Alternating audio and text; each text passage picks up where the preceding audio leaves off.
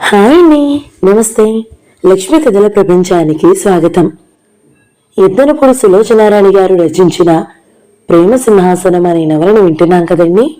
ఈరోజు ఈ వీడియోలో మనం పార్ట్ 5 వినేద్దామండి. స్వప్న, సుధీర్ ముఖాముఖి ఎదురుపడి మాట్లాడే సమయం ఎక్కువ లేని మాట నిజమే. కానీ ఒకరి ఆలోచనలో మరొకరు ఎప్పుడు తరచుగా ఉండడం జరుగుతూ ఉండేది. సిటీలో ఇప్పుడు ఏదో ఒక విధమైన వినోదం, సాంస్కృతిక కార్యక్రమాలు జరుగుతూనే ఉంటాయి. సుధీర్ చాలా వాటిలో పరిచయాలుండేవి. అక్కడ జరిగే ప్రోగ్రామ్స్కి తనకి వచ్చిన ఇన్విటేషన్స్ అన్నీ స్వప్నకు పంపేవాడు. స్వప్నకి వెళ్ళాలని ఉన్నా ఒంటరిగా ఉండడం సమస్య అయ్యేది. సాధారణంగా మరియం హాస్పిటల్ వర్క్తోనే ఉంటుంది. మిగతా సమయాల్లో చర్చకు సంబంధించిన కార్యాలు విరివిగా ఉంటాయి. ఎప్పుడు ఎవరో ఒకరు వస్తుంటారు. ఆదివారం వస్తే చాలు, క్రిస్టియన్ పిల్లలందరూ ఆ ఇంటికి వస్తారు. మరియం దైవ ప్రార్థనలు, భజనలు చేయిస్తుంది. ఆ తరువాత వాళ్ళందరినీ తీసుకుని చర్చికి వెళుతుంది. స్వప్న ఒంటరిగా ఇంట్లో మిగిలిపోయేది. సుధీర్ టైపిస్టు శంకు పుస్తకాలు తీసుకుని తరచుగా ఇంటికి వచ్చేవాడు. మరియం లేకపోతే శంకు కొద్దిసేపు కూర్చుని కబుర్లు చెప్పి నవ్వించేవాడు. శంకు చెప్పే ఆ కబుర్ల ద్వారానే స్వప్నకి సుధీర్ కోర్టులో కేసు గెలవడంలో ఎంత ప్రభావితుడో, తల్లికి ఎంత గారాబాల పుత్రుడో, మేనమామికి ఎంత అపురూపమో అర్థం కాసాగాయి. విమల అతనికి కాబోయే భార్య అని, త్వరలోనే వారిద్దరికీ వివాహం అవుతుందని తెలిసింది. మరియం ఆదివారాల్లో చర్చికి వెళ్ళిపోతే శంకు స్వప్నని ఏ మ్యూజియంకో, మ్యాజిక్ షోకో, సంగీత సభకో తీసుకువెళ్ళడానికి తరచుగా వచ్చేవాడు. సుధీర్ ఈ మధ్య డ్రైవర్ని పెట్టుకున్నాడు. చాలాసార్లు స్వప్న వెళ్ళడానికి కారు ఇచ్చి శంకుని పంపేవాడు. డ్రైవర్ వెళ్ళాలి అనుకున్న చోట స్వప్నని దింపేసి వెళ్ళిపోయేవాడు. మళ్ళీ తీసుకువెళ్ళడానికి వచ్చేవాడు. స్వప్న హాలు బయటికి వచ్చేసరికి కారు అక్కడే వేచేసి ఉండేది. ఒకసారి శంకు వస్తూ వెంట మోయలేనట్లుగా మోస్తూ ఒకటి తీసుకువచ్చాడు. స్వప్న అలవాటు ప్రకారం ఆ పుస్తకాల ప్యాకెట్ని ఆతృతగా విప్పి చూసింది. కానీ అవి పత్రికలు కావు. బిఏ పరీక్షకు రాయడానికి కావలసిన పుస్తకాలు, text books, note books, guides అన్నీ ఉన్నాయి.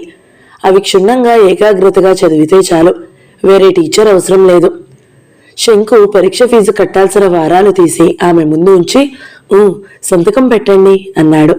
స్వప్న సంతకం పెట్టింది. జేబులో నుంచి ఒక కవర్ తీసి ఇచ్చాడు. స్వప్న ఆతురతగా ఆ కవర్ చింపి అందులో ఉత్తరం తీసి చదివింది. అందులో ఇలా ఉంది: స్వప్న, మీరున్న ఇంటికి 3వ ఇల్లు నా క్లయింట్ బావమరిదిది. ఆయన కూతురు కోమలి బిఏ ప్రైవేట్గా చదువుతుంది. నేను ఆయనతో మాట్లాడాను. కోమలి నీ దగ్గరికి వచ్చి పరిచయం చేసుకుంటుంది. వీలైతే ఇద్దరూ కలిసి చదువుకోండి. నువ్వు ఒక క్షణం కూడా ఒంటరిదాన్ని అనే భావన రాకుండా ఉండడానికి ఈ పని చేస్తున్నాను. నా మనసేమిటో నీకు అర్థమవుతుందని ఆశిస్తున్నాను, సుధీర్. ఆ ఉత్తరం చదువుతుంటే స్వప్న కళ్ళు చెమ్మగిల్లాయి. శంకు వెళ్ళిపోయిన తర్వాత కూడా చాలాసేపు మంచం మీద పడుకుని ఆ ఉత్తరాన్ని చదివింది. మళ్ళీ ఎన్నిసార్లు చదివినా తనివి తీరడం లేదు. స్వప్న మనసులో ఎల్లవేళలా ముసురుకుని ఉండే విషాద ఛాయలు తెల్ల మబ్బుల్లా తేలిపోసాగాయి. సుధీర్ లేకపోయినట్టయితే తన జీవితం ఎలా ఉండేది? అతను తనకి ఎంత సాయం చేస్తున్నాడు? ఏమిస్తే అతను రుణం తీరుతుంది? స్వప్న కళ్ళల్లో గిర్రను నీళ్లు తిరిగాయి. సుధీర్ తన దగ్గర లేని మాట నిజమే. అతను నెలకో 15 రోజులకో 10 నిమిషాలు వచ్చి వెళతాడు, నిజమే. కానీ అతను తన దగ్గరగా, తనకి తోడు నీడగా ఉన్నంత నిశ్చింత. మర్నాడు కోమల వచ్చి పరిచయం చేసుకుంది. ఇద్దరి గ్రూపు ఒకటే. ఎప్పుడైనా మా ఇంటికి రండి అంటూ పిలిచింది. స్వప్నకి ఎంతో సంతోషం వేసింది. ఇద్దరు దాదాపు ఒకే వయసు వాళ్ళు అవడంతో త్వరలోనే స్నేహితులైపోయారు. స్వప్న ఎప్పుడైనా అక్కడికి చదువుకోవడానికి వెళ్లేది. స్వప్నకి చదువులో లీనమైన కొద్దీ శక్తి, ఉత్సాహం వచ్చినట్టయింది. ఒకసారి సుధీర్ శంకు చేత చీటీ రాసి పంపాడు. స్వప్న, బాగా చదువుకుంటున్నావా? నాకు రావడానికే వీలు చిక్కలేదు. నువ్వు బాగా ఉన్నావు కదా? స్వప్న జవాబు పంపింది. నేను చాలా బాగున్నాను, బాగా చదువుకుంటున్నాను. త్వరగా చదువుకుని పరీక్షలు పాస్ అయ్యి ఉద్యోగం సంపాదించి మీ రుణం తీర్చుకోవాలని అనిపిస్తుంది, స్వప్న. సుధీర్ ఆ చీటీ చూసి నవ్వుకున్నాడు. అతను తరువాత శంకు చేత చీటీ పంపలేదు, పోస్ట్లోనే వేశాడు. స్వప్న పోస్ట్ మ్యాన్ ఉత్తరం తెచ్చిస్తే నాకు రాసేవారెవరు అని ఆశ్చర్యపోతూ కవరిచించింది. అది సుధీర్ రాసిన ఉత్తరం. స్వప్న, నువ్వు ఎన్నటికీ తీర్చలేనంత రుణపడే సాయం చేయాలని ఉంది సుధీర్. స్వప్న నవ్వుకుంది. రోజులు ఇట్టే గడిచిపోతున్నాయి. మరియం హాస్పిటల్కి వెళ్ళగానే కోమల వస్తుంది. ఇద్దరూ చదువులో పడ్డారంటే కాలమే ఇక తెలియలేదు. ఆ రోజు సుధీర్ వచ్చాడు. అతను వచ్చేసరికి మరియం ఇంట్లో ఉంది. తలుపులు తీసే ఉన్నాయి. అతను సరాసరి ఇంట్లోకి వచ్చి నిలబడ్డాడు. అతను అడుగుపెట్టి ఎంతసేపు అయింది స్వప్నకి తెలియనేలేదు. మంచం మీద కోమల పక్కన కూర్చుని హిస్టరీ చదివి తనకు చెప్పడంలో మునిగిపోయింది. మధ్యలో ఎందుకో తలెత్తి చూస్తే కోమల బయట చెంగు నోటికి అడ్డం పెట్టుకుని నవ్వు ఆపుకుంటూ చూస్తుంది. స్వప్న చెప్పడం ఆపి ప్రశ్నార్థకంగా చూసింది. కోమల చూపులు గుమ్మం వైపు రెప్రెపలాడుతున్నట్టు చూస్తున్నాయి. ఏమిటి? స్వప్న చిరుకోపంగా వెనక్కు తిరిగింది. వెంటనే చితికిరాలయ్యింది.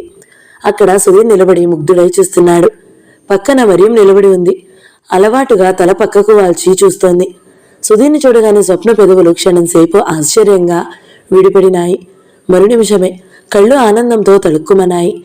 కాని అంతలోనే అది నిగ్రహించుకుంటూ చటుక్కున లేచి నిలబడి సారీ, నేను మిమ్మల్ని చూడలేదు అంది. స్వప్న లెక్చరర్గా బాగా పనికొస్తుంది కదా సార్ అంది మరియం నవ్వుతూ. అవును అంగీకరించినట్టు తలూపాడు. కూర్చోండి సార్. మరియం కుర్చీ లాగింది. నేను ఇప్పుడే మీకు టీ తెస్తాను అని లోపలికి వెళ్ళింది. సుధీర్ కూర్చున్నాడు. స్వప్న కూర్చోలేదు. పుస్తకం రెండు చేతులతో గట్టిగా పట్టుకుని గుండెలకు ఆనించుకుని అలాగే చూస్తుంది. చదువు బాగానే సాగుతుందని తెలుస్తోంది నాకు అతను చిరునవ్వుతో అన్నాడు. స్వప్న తలూపింది. పుస్తకం మంచం మీద పడేసి చటుక్కున పని ఉన్నదానిలా వేగంగా లోపలికి వెళ్ళిపోయింది. 2 నిమిషాల తరువాత మరియం చేతులు తుడుచుకుంటూ వచ్చింది. చూసారా, స్వప్న నన్ను టీ కలపనీయలేదు, తనే కలుపుతుంది అంది మంచం మీద కూర్చుంటూ. సుధీర్కి ఆ మాట సంతోషం కలిగించింది. కాని నిరుత్సాహంగా కూడా అనిపించింది. అతను స్వప్న కోసం వచ్చాడు. ఇలా వీలు కల్పించుకుని రావాలంటే అతను ఎంతో కారణం వెతుక్కుని టైం సంపాదించుకుని రావాలి. ఈ కాస్త వ్యవధిలో స్వప్న అతనికి ఎదురుగా ఉండకుండా లోపలికి వెళ్లడం బాగాలేదు. కానీ తన మనసు స్వప్నకి తెలియదు. తెలియజేసే అవకాశం తనకి లేదు. కోమలిని అతను చదువు గురించి ప్రశ్నలు వేశాడు. స్వప్న ఆ అమ్మాయి కలిసి చదువు మీద ఏకాగ్రత పెంచుకున్నారని అతనికి అర్థమైంది.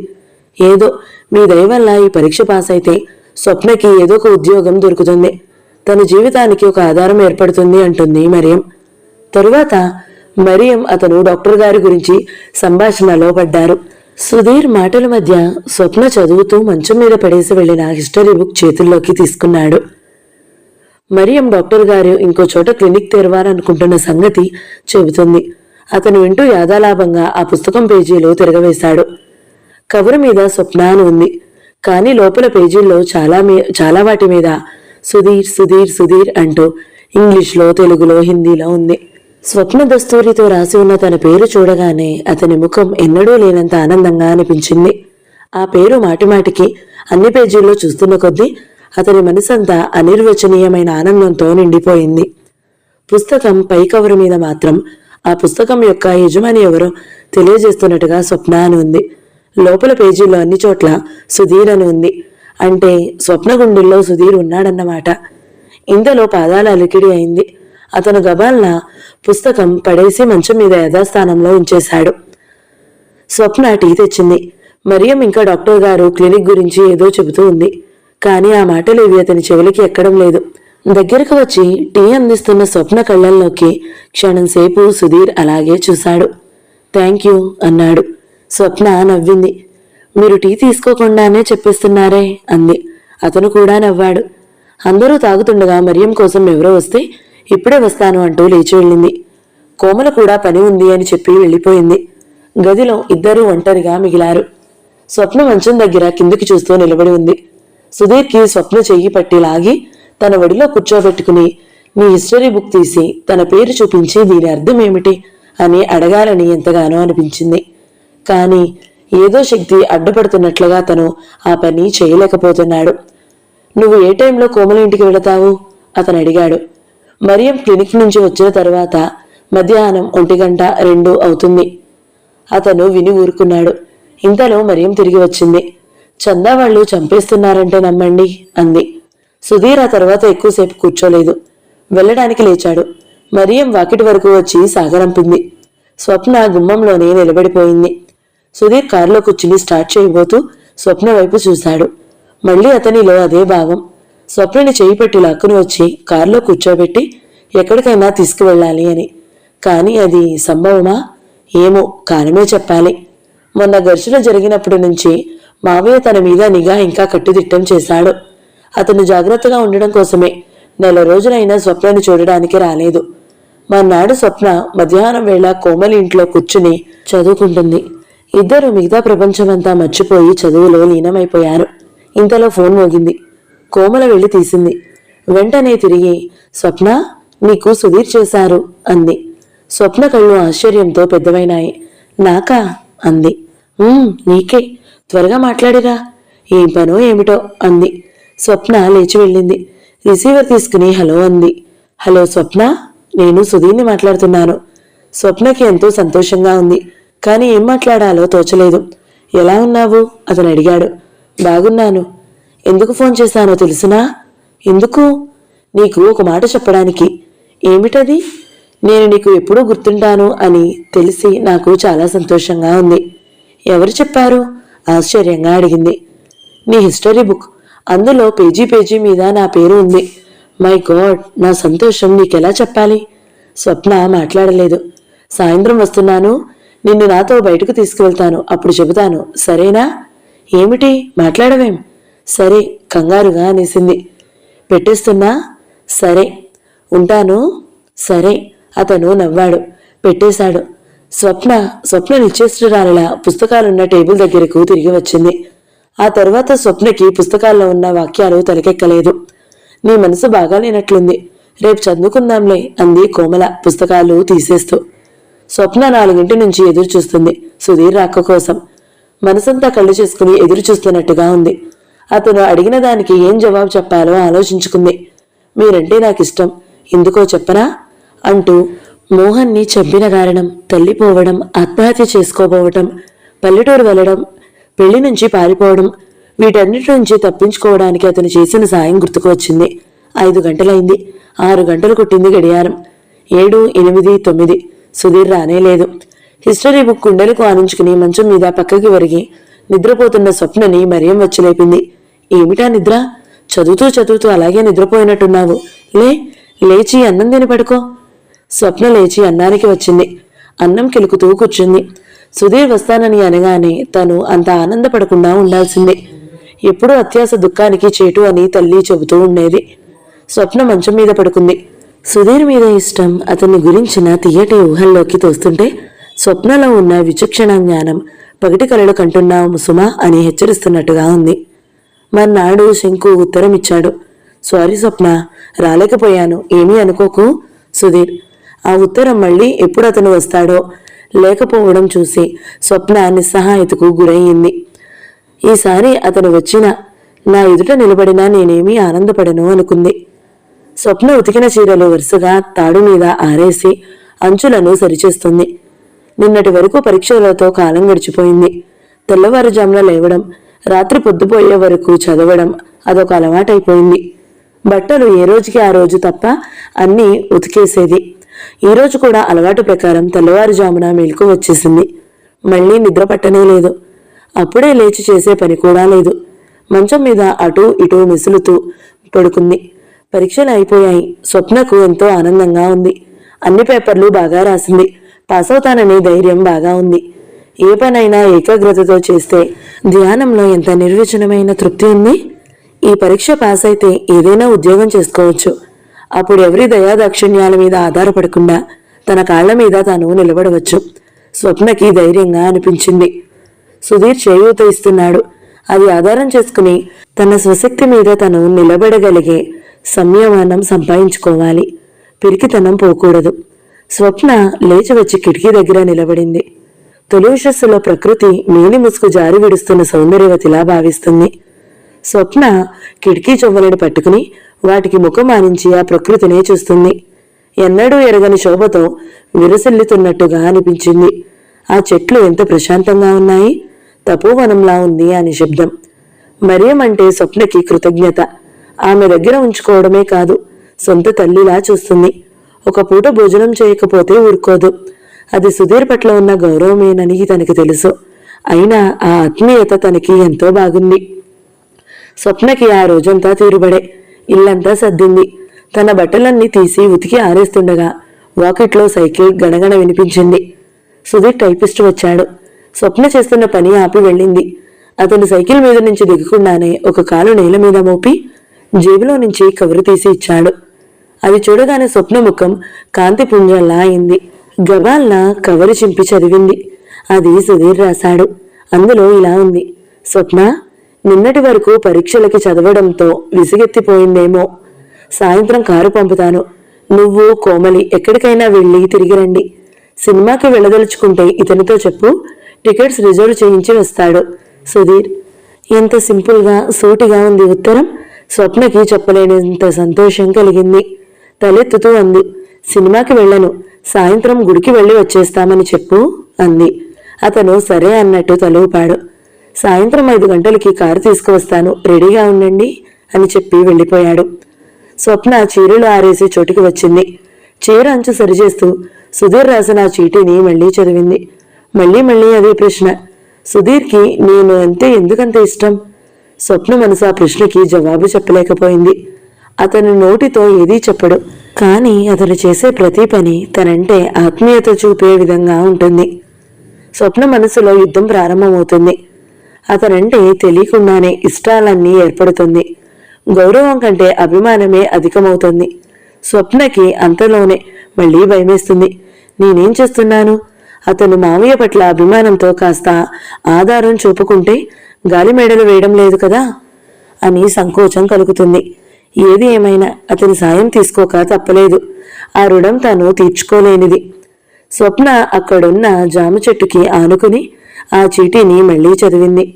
ఆ ఉత్తరంలో ప్రతి వాక్యంలో, ప్రతి అక్షరంలో ఆత్మీయత కనిపిస్తున్నట్టుగా ఉంది. అతనెంతో బిజీగా ఉంటాడు. ఎన్నో పనులుంటాయి నిజమే, కానీ తనకి విసుగ్గా ఉంటుందని, తోచున్నట్లుగా వస్తుందని తనకెలా తెలుసు? ఏమో, ఈ ప్రశ్నకి జవాబులే లేవు. సాయంత్రం అయింది. కోమల ముస్తాబు అయి వచ్చింది. అప్పటికే స్వప్న రెడీ అయింది. 5 గంటలవుతుండగా కారు వచ్చింది. అందులో టైపిస్ట్ కూడా ఉన్నాడు. స్వప్న, కోమల వెనుక సీట్లోకి ఎక్కి కూర్చున్నారు. దోవల కోమలి, టైపిస్ట్ ఒకటే మాట్లాడుకుంటున్నారు. స్వప్న ఏం మాట్లాడలేదు. తల వెనక్కి ఆనించి కూర్చుని బయట బజార్లు చూస్తూ మనసులో ఒకటే ఆలోచిస్తుంది. ఇది సుధీర్ పంపిన కారు. అతను ఇంట్లో కూర్చుంటే విసుగ్గా ఉంటుందని తిరగడానికి పంపించాడు. నా మనసు తనకెలా తెలిసింది? స్వప్నకి చాలా ఆనందంగా ఉంది. మనసులోని మాటలను పెదవి విప్పి చెప్పకుండానే తెలుసుకునే ఆత్మీయులు ఉంటే ఎంత బాగుంటుంది. కారు గుడి దగ్గరికి వచ్చి ఆగింది. టైపిస్ట్ వెళ్లి కొబ్బరికాయ తెచ్చాడు. స్వప్న, కోమలి గుడి చుట్టూ ప్రదక్షిణలు చేశారు. స్వప్న, ఏమన్నా దండం పెట్టుకున్నావు అంది కోమలి. ఏది, నేనింకా దండం పెట్టనే లేదే. చేతులతో కాదోయ్, మనసుతో. నేనేమీ అనుకోలేదు. నువ్వు అంది. నేనా? నాకు ఫస్ట్ క్లాస్ రావాలని, మా బావతో పెళ్లి కావాలని. స్వప్న నిట్టూర్చింది. నాకు అలాంటి కోరికలే కలగడం లేదు. ఎందుకంటావా? మనం రాసే మేరకి పాస్ అవుతాము. దేవుడేం చేస్తాడు? ఏం చేస్తాడా? తలుచుకుంటే కావలసినంత చేస్తాడు. మన పేపర్లు దిద్దేటప్పుడు వాళ్ళ మనసు చికాకుగా ఉంటుందనుకో, ఎంత బాగా రాసినా మార్కులు పడవు. అదే ప్రసన్నంగా ఉంటారనుకో, మార్కులు దానంతట అవే బాగా వస్తాయి అంది. బాగుంది, నవ్వింది స్వప్న. ఇద్దరూ గుడిలోకి వెళ్లారు. పూజ పూర్తయింది. తిరిగి కారు దగ్గరికి వచ్చారు. వాళ్ళు కారు దగ్గరికి వస్తుండగానే ఇంతలో గుడి ఆవరణలోకి రయ్యని పచ్చటి అంబాసిడర్ వచ్చి ఆగింది. అందులో నుంచి సిఫాన్ చీర కట్టుకుని ముత్యాల నగలు ధరించిన ఒక తెల్లటి అమ్మాయి దిగింది. గుడివైపు వెళ్లబోతుందల్లా అక్కడున్న తెల్లటి ఫియట్ కార్ చూసి కనుబొమ్మలు ముడిపడగా అటు వచ్చింది. కళ్లతో వెతికింది. డ్రైవర్ వచ్చాడు. బావెక్కడా అంది. ఆయన రాలేదు అన్నాడతను. అత్తే వచ్చిందా? ఓహో, తలూపాడు. మరి ఇదిగో చూపించాడు. ఎవరు వాళ్ళు? అప్పటికే స్వప్న, కోమలి కారు దగ్గరికి వచ్చారు.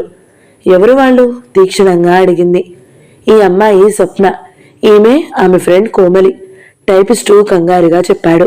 ఈ అమ్మాయి విమల అని, లాయర్ గారి మేనమామ కూతురు. స్వప్న నమస్కరించింది. కానీ విమల నమస్కరించలేదు. చిరునవ్వు నవ్వలేదు. టైపిస్టు కోమల స్వప్న కూర్చోవడానికి కారు డోర్ తెరవబోయాడు. విమల ఆగు అంది. ఇలా అడ్డమైన వాళ్ళందరికీ కారు ఇవ్వడం బావ ఎప్పటి నుంచి చేస్తున్నాడు? మాకు తెలియదు. ఈ కారు నాకు కావాలి. వాళ్ళని ఏ రిక్షాలోనైనా పొమ్మని చెప్పు అంది. ఆ మాటల్లో రవ్వంత కూడా అవతల వాళ్ళని అమర్యాద చేస్తున్నాననే వెరువులేదు. టైపిస్టు తెల్లబోయినట్లు కారు తలుపు మీద నుంచి చెయ్యి తీయడం కూడా మర్చిపోయినట్టు చూస్తున్నాడు.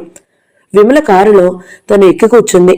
డ్రైవర్ రా, ఇక కారుని ఇంటికి తీసుకురమ్మనమని వారికి చెప్పు అని చెప్పేసింది. డ్రైవర్ తలూపాడు. దూరంగా నిలబడి చూస్తున్న అతను డ్రైవర్ని చెయ్యూపి కారు తెమ్మన్నట్లు సైగ చేశాడు. పోనీ అంది విమల. డ్రైవర్ కారులో కూర్చుని వెంటనే స్టార్ట్ చేశాడు. ఫియట్ కార్ వెళ్ళిపోయింది. దాని వెంట తోకల అంబాసిడర్ కూడా వెళ్ళిపోయింది. స్వప్న నిటారుగా నిలబడిపోయింది. టైపిస్ట్ మతిపోయినట్టుగా కంగారుగా చూస్తున్నాడు. కోమల తికమకగా స్వప్న వైపు చూస్తుంది. స్వప్న అణువణువులో విచిత్రమైన భావం నిండిపోయింది. భరించలేని అవమానం, ఏం చెయ్యలేని నిస్సహాయత్వం, నోరు మెదపకుండా రాయిలాగా తెచ్చిపెట్టుకున్న మౌనం. ఇదేమిటి అంది కోమలి. ఆ అమ్మాయి అంతే, సుధీర్ గారికి కాబోయే భార్య, మేనమామ కూతురు అన్నాడు టైపిస్ట్ నీళ్లు నములుతున్నట్లుగా. గుడి ఆవరణలోకి అప్పుడే ఒక ఆటో వచ్చి ఆగింది. ఆటో నుంచి ఎవరో దిగారు. అది ఖాళీగా వెళుతుంటే స్వప్న దాన్ని చెయ్యెత్తి ఆపు చేసింది. కోమలి వెళదాంరా. కోమలి చెయ్యి పట్టి కంగారు పడినట్టుగా ఆటో వైపు వెళ్ళబోతూ క్షణమాగి, మీ లాయర్ గారికి మెనీ థ్యాంక్స్ అన్నానని చెప్పు అంది. మరు నిమిషంలో కోమలిని లాక్కెళ్ళినట్టుగా ఆటో దగ్గరికి వెళ్ళింది. స్వప్న ఏం చెప్పిందో ఏమో, వెంటనే ఆటో కదిలి వెనక్కి తిరిగి రయ్యని వెళ్ళిపోయింది. అంతా క్షణంలో జరిగిపోయింది. తరువాత 15 రోజుల వరకు స్వప్న సుధీర్ కంటికి కనబడలేదు. ఆ సాయంత్రం టైపిస్ట్ ఇంటికి రాగానే గుడిలో జరిగిందంతా చెబుతుంటే అతను నిర్ఘాంతపోయాడు. ఆ సమయంలో చాలా ముఖ్యమైన కేసు గురించి పార్టీతో చర్చించడం వల్ల ఆ సంగతే మర్చిపోయినట్టుగా చకచకా ఫోన్ దగ్గరికి వెళ్లి విమలకి డైల్ చేశాడు. అవతల నుంచి విమలకి బదులు తండ్రి తీశాడు. ఆయన కంఠం ఎలాంటి తొట్టుపాటు లేకుండా పైనుండి సుధీర్ నుంచి ఫోన్ కోసం ఎదురు చూస్తున్నట్టే ఉంది. మావయ్య, విమల ఏం చేసిందో తెలుసా? ఆవేశంగా అడిగాడు సుధీర్. తెలుసురా, నీ కార్ని గుడి దగ్గర నుంచి ఇంటికి తీసుకువచ్చింది, అంతేగా. అందులో దాని తప్పేమీ లేదు. మావయ్య, ఎందుకురా అలా అరుస్తావు? విమలకి నీ మీద అధికారం ఉందని అవతల వాళ్ళకి అర్థమయ్యేలా చెప్పింది, అంతేగా. అంతేగా, అందులో మంచి మర్యాద లేదా? మంచి మర్యాద ఏమిటా మంచి? నేను స్వప్నకి కారు ఇచ్చి పంపాను. విమల అవమానం చేసింది స్వప్నని కాదు, నన్ను. ఆయన తన ఆవేశాన్ని, బాధని జాగ్రత్తగా ఆకళింపు చేసుకుంటున్న వాడిలా మౌనంగా ఉండిపోయాడు. నాకిష్టం వచ్చిన వాళ్ళకి నేను కారు ఇస్తాను. నా కారు మీద ఆ మాత్రం హక్కు నాకు లేదా? హక్కుల మాట ఎత్తితే నా నుండి నువ్వు చాలా వినాల్సి వస్తుంది. విమల తెలుసో తెలియకో చేసిందిరే. ఆ అమ్మాయికి ఆ మాత్రం అర్థం కాదా ఏమిటి? నువ్వు పొరపాటు జరిగిందని చెప్పేయి. ఎంత తేలికగా చెప్పిస్తున్నావు కదూ. జీవితంలో చాలా విషయాలు తేలికగా తీసిపారేయాలి. ఉడుకు రక్తంలో ఉన్న నీకు ఇది ఇప్పుడు చెప్పినా అర్థం కాదు. నీకు అంత బాధ కలిగినట్టయితే విమలని నీకు సారీ చెప్పమంటానులే. నాకెవ్వరి క్షమార్పణలు అవసరం లేదు. ఈ రోజు విమల చేసిన ఈ అవమానం ఈ జన్మలో మర్చిపోనన్నానని చెప్పు. అది కాదురా. సుధీర్ ఆ మాట వినిపించుకోనట్టే ఫోన్ పెట్టేశాడు. అతడు ఒక క్షణం పెదవి కొరుకుతూ అలాగే నిలబడిపోయాడు. స్వప్న వెళ్ళిపోతూ టైపిస్తో, మీ లాయర్ గారికి మెనీ థ్యాంక్స్ చెప్పానని చెప్పు అందట. ఆ మాటలు అతన్ని 1000 కత్తుల్లా చీల్చేస్తున్నాయి. స్వప్న స్వాభిమానం అతను ఎరగనిదేం కాదు. విమల ఈ విషయంలో ఎంత అఘాయిత్యం చేసిందో అది వాళ్ళకి అర్థం కాదు. అవతల అర్జెంట్ కేసు గురించి మాట్లాడుతూ లేచి వచ్చాడు. ఇప్పుడు మధ్యలో వాళ్లను వదిలించుకుని వెళ్లడం కూడా సాధ్యం కాదు. అతని మనసు నరకంలా అయిపోయింది. విమల స్వభావం చిన్నప్పటి నుంచి అంతే. ఎదుటివారు ఏమనుకుంటారో అనే సంకోచం లేదు. ఇది అనకూడని మాట అనే వెరువు కూడా విమలకి లేదు. విమలని ఏం లాభం?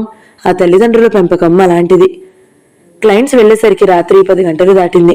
వాళ్ళు వెళ్ళగానే అతను అప్పుడు వెళ్దామని కారు తాళాలు తీసుకున్నాడు.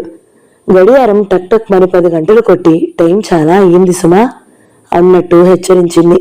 అతను బయలుదేరిన వాడలల్లా ఆగి మళ్లీ వచ్చి కుర్చీలో కూర్చుండిపోయాడు. ఇంత రాత్రి వెళ్తే బాగుంటుందా? మరియం ఇంటి దగ్గరే ఉంటుందేమో. ఆవిడని నిద్రలేపాలి. ఆవిడ ముందు తన స్వప్నతో ఏం మాట్లాడాలి? రేపు ఉదయం 10 గంటలకి ఆవిడ హాస్పిటల్కి వెళ్ళిపోతుంది. అప్పుడైతే స్వప్న ఒంటరిగా ఉంటుంది. తను ఏదైనా నచ్చజెప్పడానికి అవకాశం కలుగుతుంది. అతనికి అంత రాత్రిలో స్వప్నకి నచ్చజెప్పడం అనేది అంత తేలికైన విషయం కాదని తెలుస్తూనే ఉంది. అయినా ఏదో నమ్మకం. మర్నాడు 10 గంటలు అవడానికి 10 యుగాలు గడిచినట్టుగా ఉన్నాయి. కారు తీసుకుని సరాసరి మరియం ఇంటికి వెళ్ళాడు. మరియం హాస్పిటల్కి వెళ్ళిన మాట నిజమే, కానీ స్వప్న ఇంట్లో లేదు. ఇంటికి తాళం వేసి ఉంది. అతను అరగంట తర్వాత వచ్చాడు. తాళం వేసే ఉంది. కోమలి ఇంటికి వెళ్ళాడు. కోమలి స్వప్న ఉదయం నుంచి తనకి కనిపించలేదని చెప్పింది. అతను సరాసరి మరియం ఉన్న క్లినిక్కి వెళ్ళాడు. మరియం తాను క్లినిక్కి వచ్చే వరకు ఇంట్లోనే ఉందని, ఎక్కడికి వెళ్ళిందో తనకి తెలియదని చెప్పింది. సుధీర్ ఆ రోజు కోర్టుకి వెళ్ళలేదు. సాయంత్రం కోమలికి ఫోన్ చేశాడు. కోమలి మరియం ఇంటికి వెళ్ళి తిరిగి వచ్చింది. స్వప్న ఇంట్లో లేదు. మరియం క్లినిక్ నుంచి ఇంటికి తిరిగి వచ్చిందట. సుధీర్ సాయంత్రం వెళ్ళాడు. మరియం ముందు అతను మొహమాట పడదలుచుకోలేదు. అతను చూడగానే మరియం ఎప్పటిలాగానే ఆనందంగా ఆహ్వానించింది. రండి రండి అంది. స్వప్న ఎక్కడా? అతను లోపలికి వస్తూనే అడిగాడు. అదే మీకు ఫోన్ చేసి చెప్పాలని అనుకుంటున్నాను. స్వప్న చూసారా ఎంత పని చేసిందో? నాకు చెప్పకుండా వెళ్ళిపోయింది. ఉండండి, 1 నిమిషంలో వస్తాను అంటూ లోపలికి వెళ్ళి చీటీ ఒకటి తెచ్చి అతని చేతికి ఇచ్చింది. అది చూడగానే అతను నీళ్లు గారిపోయాడు. అందులో ఇలా ఉంది. మరియం గారికి మాకు తెలిసిన బంధువు ఒక ఆయన వచ్చారు. నేను అతనితో ఊరు వెళ్తున్నాను. తాళం చెవులు పక్కింట్లో ఇస్తున్నాను. ఇన్నాళ్ళు మీరు చూపిన ఆదరణకి నా కృతజ్ఞతలు. అతను అని చూడగానే మై గాడ్ అంటూ కుర్చీలో కూలబడినట్టుగా కూర్చుండిపోయాడు. స్వప్న అసలు ఇలాంటి పని ఎందుకు చేసిందో నాకేం అర్థం కావడం లేదు.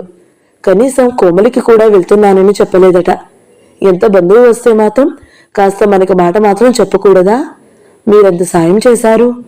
ఆ అమ్మాయి మీకు కూడా చెప్పకుండా వెళ్ళిందంటే కించిత్ కూడా కృతజ్ఞత లేదన్నమాట. ఏమిటో లాయర్ గారు, ఈ రోజుల్లో పిల్లలంతా ఇలానే ఉన్నారనుకుంటా. వారికి తోచిందే చేస్తారు.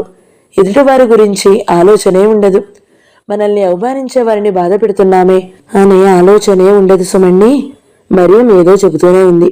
కానీ ఆ మాటలేవి అతని చెవులకి ఎక్కడం లేదు. స్వప్న ఊరు వెళ్ళిపోయిందా? ఎక్కడికి వెళ్ళింది? ఇంత హఠాత్తుగా ఏ బంధువు ఏ లోకం నుంచి ఊడిపడ్డాడు? అతనికి తల తిరిగిపోతున్నట్టుగా ఉంది. స్వప్న అభిమానంగా గాయపడి ఉంటుందని తెలుసు. కానీ ఇంత విపరీతమైన పరిణామం తెచ్చే విధంగా ఉంటుందని అనుకోలేదు. తనతో మాట్లాడకపోవడం, మౌనంగా ఉండిపోవడం అలాంటిది చేస్తుందేమో అనుకున్నాడు.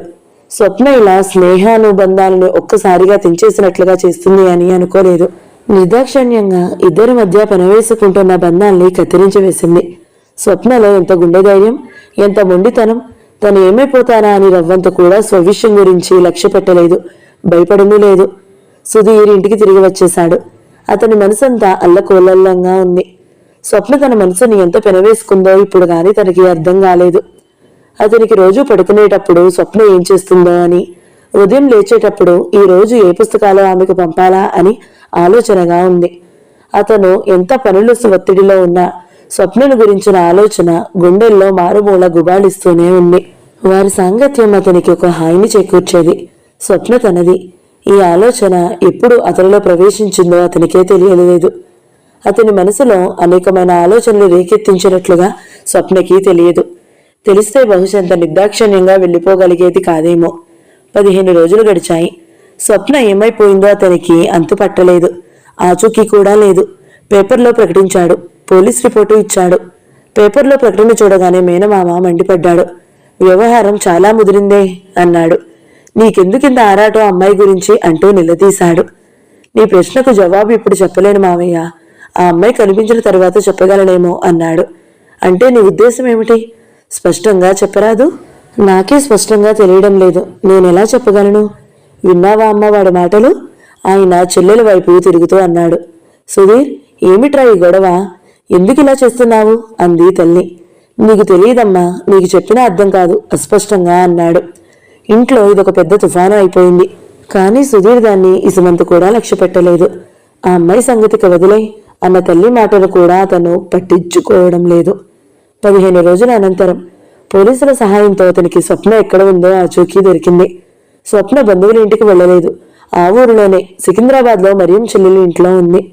సుధీర్ టైపిస్ట్కి డిక్టేట్ చేస్తుండగా పోలీస్ ఆఫీసర్ దగ్గర నుంచి ఫోన్ వచ్చింది. ఫోన్లో ఆ వివరాలు వినగానే అతను టైపిస్ట్తో అక్కడికి ఆపు చెయ్యి, వచ్చి డిక్టేట్ చేస్తాను అంటూనే కారు తాళాలు తీసుకుని వెళ్ళిపోయాడు. సుధీర్ కారు గేటు నుంచి రయ్యిన బాణంలా దూసుకు వెళ్లిపోవడం శాంతం గమనించిన తర్వాత టైపిస్ట్ వెంటనే లోపలికి వెళ్లి అహల్యమ్మ గారికి చెప్పాడు. ఆ మాట వినగానే ఆవిడ ముఖం వెలవెలబోయింది. వెంటనే అన్నగారికి చేసింది. ఆయన ఇంట్లో లేడట. రాగానే అర్జెంటుగా రమ్మని చెప్పింది. ఫోన్ పెట్టేగానే అనుకుంది, లాభం లేదు. విషయం ఇంకా ముదరకుండానే జాగ్రత్త పడాలి. స్వప్న అంటే వీడికి ఎందుకింత ఇష్టం? అదే ఆవిడికి అర్థం కావడం లేదు. సుధీర్ ఆడపిల్లల్ని చూస్తే కరిగిపోయే మామూలు మగపిల్లల కోవకి చెందడు. అందం విషయానికి వస్తే విమలే ఎక్కువ మార్కులు తెచ్చుకుంటుంది. మరి ఈ ఆకర్షణ ఏమిటి? అదే ఆవిడికి అర్థం కావడం లేదు. సాయం చీకట్లు జగత్తుని అనుసరిస్తున్నట్లుగా శీతాకాలం అవడం వల్ల మంచు పొగల ఇళ్ల మీద చెట్ల మీద వ్యాపిస్తున్నాయి. సుధీర్ డ్రైవ్ చేస్తున్న కారు స్వప్న డ్రెస్ ని వెతుక్కుంటూ వస్తుంది. చివరికి ఒక స్ట్రీట్లో చివరి ఇంటిగా గుర్తుపట్టింది. ఇంటి తలుపులు వేసున్నాయి. తలుపు పక్కన జాన్ మోసెస్ అని ఉంది. సుధీర్ కాలింగ్ బెల్ నొక్కాడు. 1 నిమిషమైంది.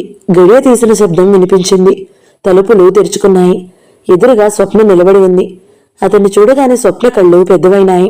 సుధీర్ స్వప్ననే చూస్తూ నిలుచున్నాడు. తలంటు పోసుకున్నట్టుగా ఎర్రటి రిబ్బన్తో జుట్టు కట్టుకుంది. 1 నిమిషం గుమ్మం బయట అతను, గుమ్మం లోపల స్వప్న ఇద్దరు స్తబ్దులైనట్టుగా, ఆ గుమ్మమే ఇద్దరి మధ్య ఉన్న అగాధం అన్నట్టుగా, దాన్ని దాటడం సఖ్యం కాదన్నట్టుగా నిలిచిపోయారు. చివరికి సుధీర్ తానే అగాధం దాటి స్వప్న వైపు అడిగేసి లోపలికి వచ్చాడు. స్వప్న, నువ్వేం చేశావో తెలుసా అన్నాడు. స్వప్న మాట్లాడలేదు. అతనికి స్వప్నని చూడగానే అంతులేని ఆవేశం వచ్చేసింది. అహంతో ఉక్కిరి బిక్కిరి అయ్యాడు. ఏదైనా పొరపాటు జరిగితే అవతల వాళ్ల బాధ్యత ఎంత ఉందా అని ఆలోచించాలి. కనీసం వాళ్ళు ఇచ్చే సంజాయిషీని వినేగలగాలి. అంతేకాని అంత తొందరపడి నీకు నువ్వే ఇలాంటి నిర్ణయాలు చేసుకోవడం న్యాయం కాదు. ఎవరి దగ్గర నుంచి ఎలాంటి సంజాయిషీ వినాలని నాకు ఆసక్తి లేదు. విన్నంత మాత్రాన ప్రయోజనం లేదు. అంతేనా? స్వప్న మాట్లాడలేదు. అతను నిష్ఠూరంగా చూస్తూ అన్నాడు. స్వప్న, నువ్వు తెలివిగలదానివి. నీకేది తెలిసినా తెలియకపోయినా నిన్ను అభిమానించే వాళ్ళని దూరం చేసుకోకూడదు అనేది మాత్రం బాగా తెలిసుండాలి. నువ్వు ఇలా చెప్పకుండా వచ్చేసినందుకు నేను ఎంత నరకయాతన గురి అయ్యానో బహుశా చెప్పినా నీకు అర్థం కాదేమో. నా మూలంగా నీకు కలిగిన బాధకి వడ్డీతో సహా తీర్చేశావు. ఎవరో నిన్ను ఏదో అంటే నేను బాధ్యుణ్ణి. అందులో నా తప్పేముంది? నీ పట్ల నాకున్న అభిమానానికి దానికి ఎందుకు ముడిపెడతావు? అతడు క్షణం ఆగి అన్నాడు. నీ ముందు నా మనసు దాచుకోలేను. నువ్వంటే నాకిష్టం. నిన్ను అభిమానించడం నా కుటుంబ సభ్యులకి ఇష్టం లేదు. కానీ వాళ్ల కారణంగా నువ్వు నా నుంచి దూరంగా వెళ్ళిపోవడం న్యాయం కాదు. అది పిరికితనం అంటాను. స్వప్న విసురుగా తల తిప్పి చూసింది. ఆ కళ్లల్లో రోషం కనిపించింది. అతను అనునయంగా అన్నాడు. ఇంటికి వెళ్దాం రా స్వప్న. ఇంటికా? ఏ ఇంటికి? నా ఇంటికి, మన ఇంటికి. స్వప్న అతన్నే చూస్తుంది. నిన్ను మరియం ఇంట్లో ఉంచడం నాదే తప్పు. అప్పుడే ఇంటికి తీసుకువెళ్లాల్సింది. ఆ రోజు ఆ పని చేయలేనందుకు చాలా శిక్ష అనుభవించాను. స్వప్న అతన్నే చూస్తుంది. మాట్లాడవేం స్వప్న? మీకెలా చెప్పాలి? రేపు నేను క్రిస్టియన్గా మారిపోతున్నాను. అన్ని ఏర్పాట్లు పూర్తయినాయి. మతసేవ చేసే ప్రచారకురాలిగా అవుతున్నాను. సుధీర్ పెడుగుపాటు చెందినవాడిలా నిశ్చేష్టుడై చూస్తున్నాడు. స్వప్న కిందకు చూస్తూ అంది.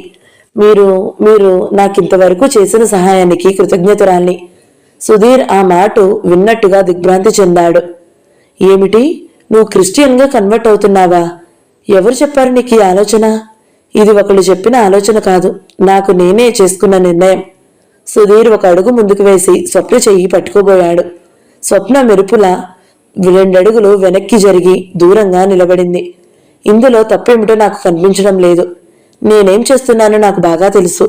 ఈ ప్రపంచంలో నేను ఒంటరిదాన్నే. నాకెవరూ లేరు. స్వప్న కంఠం కనిపించింది. నాకు ఆశ్రయం కావాలి, రక్షణ కావాలి. నాకు చర్చి ఇవన్నీ కల్పిస్తుంది. మన మతంలో ఇలాంటి సదుపాయం ఎందుకు లేదో నాకు అర్థం కావడం లేదు. నాలాంటి నిరాశ్రయులకి, అనాథలకి ఆసరా కల్పించలేని మతం మీద నాకెందుకు అభిమానం ఉండాలి? ఆఫ్టర్ ఆల్ దేవుడు ఒక్కడే. పేర్లు వ్యంతమే వేరు, అంతేగా. సుధీర్ స్వప్నని తదేకంగా చూస్తున్నాడు. స్వప్న, ఇది జరగని పని. ఎందుకు జరగదు? ఇది నా నిర్ణయం. స్వప్న దృఢ నిశ్చలంగా చెప్పేసింది. ప్రేమ సింహాసనం 5వ భాగం సమాప్తం. ఈ వీడియో మీకు నచ్చినట్లయితే లైక్ చేయండి, షేర్ చేయండి, మంచి కమెంట్ పెట్టండి. ఇలాంటి మరిన్ని వీడియోల కోసం మన ఛానల్ని సబ్స్క్రైబ్ చేసుకోండి. Thank you so much for watching. నమస్తే.